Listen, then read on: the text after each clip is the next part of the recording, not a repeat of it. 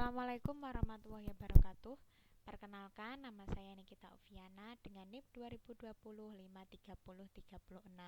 Saya dari kelas D, Prodi Sistem Informasi. Saya di sini akan menjelaskan materi desain penelitian dari mata kuliah metodologi penelitian. Desain penelitian merupakan sebuah pedoman dalam melakukan proses penelitian, di antaranya dalam menentukan instrumen pengambilan data, penentuan sampel, pengumpulan data, serta analisa data. Tanpa desain yang benar, seorang peneliti tidak akan dapat melakukan penelitian dengan baik karena tidak memiliki pedoman penelitian yang jelas. Tipe-tipe desain penelitian. Metode penelitian atau yang biasa disebut dengan desain penelitian memiliki beberapa macam. Cara mengkategorisasikan penelitian berdasarkan riset desainnya dibagi berdasarkan 1. Dikotomi penelitian dasar dan penelitian aplikatif.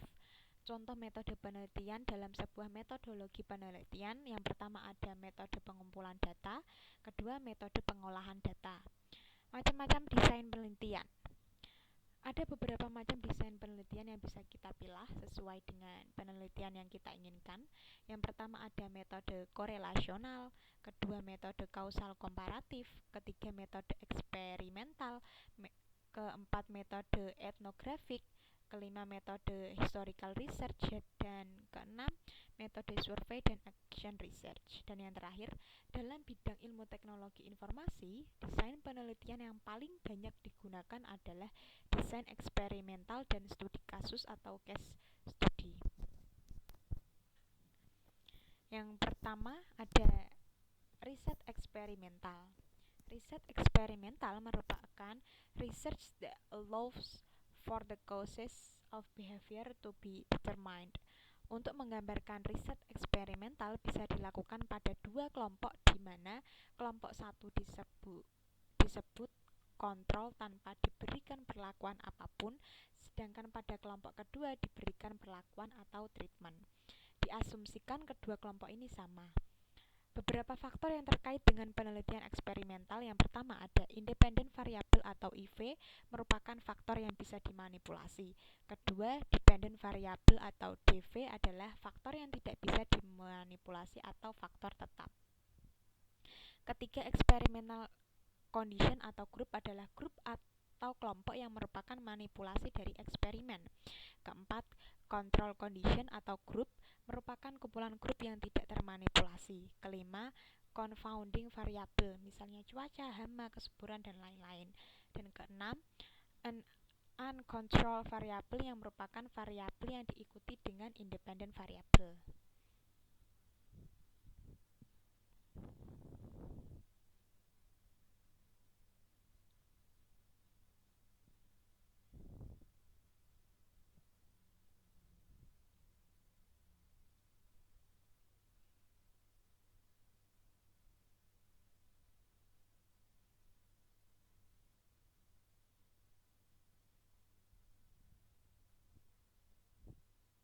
Yang kedua ada kuasi eksperimental.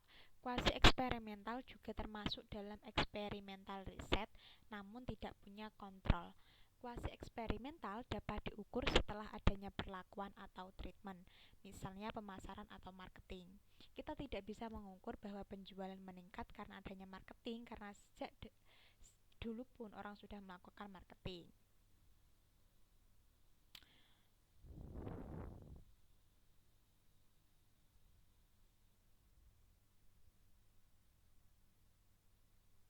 Ketiga, causal comparative research. Causal comparative research disebut juga dengan penelitian sebab akibat, merupakan salah satu ide berpikir ilmiah untuk menyusun suatu riset metodologi. Penelitian kausal bisa dimasukkan dalam penelitian eksperimen, namun bisa juga dimasukkan dalam bentuk lain, misalnya dalam bentuk comparative research. Independent variabel pada penelitian komparatif tidak bisa dimanipulasi dan tidak bisa diberikan perlakuan atau treatment. Penelitian komparatif lebih terfokus pada dampak atau efek yang terjadi dengan cara mencari apa yang menjadi penyebab dari dampak tersebut, serta melihat perbedaan yang terjadi di antara dua grup atau lebih dan memberikan penjelasan terhadap perbedaan kelompok tersebut. Misalnya, kenapa perusahaan IT multinasional lebih inovatif daripada perusahaan IT lokal.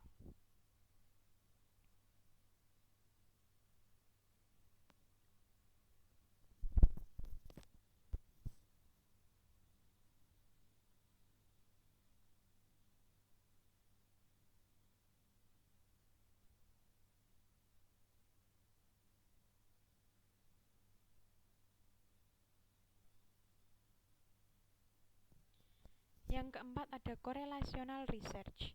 Bentuk penelitian lain yang sering disebut dengan penelitian kuantitatif ialah penelitian korelasional atau ex post facto.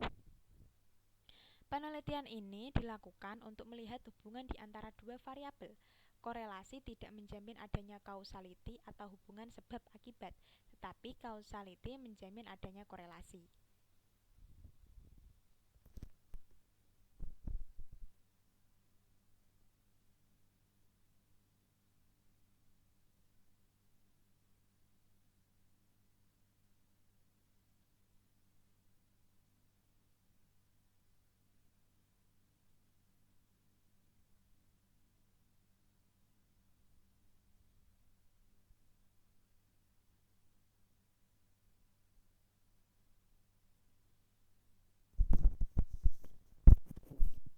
Baik, sekian presentasi dari saya, kurang lebihnya mohon maaf. Wassalamualaikum warahmatullahi wabarakatuh.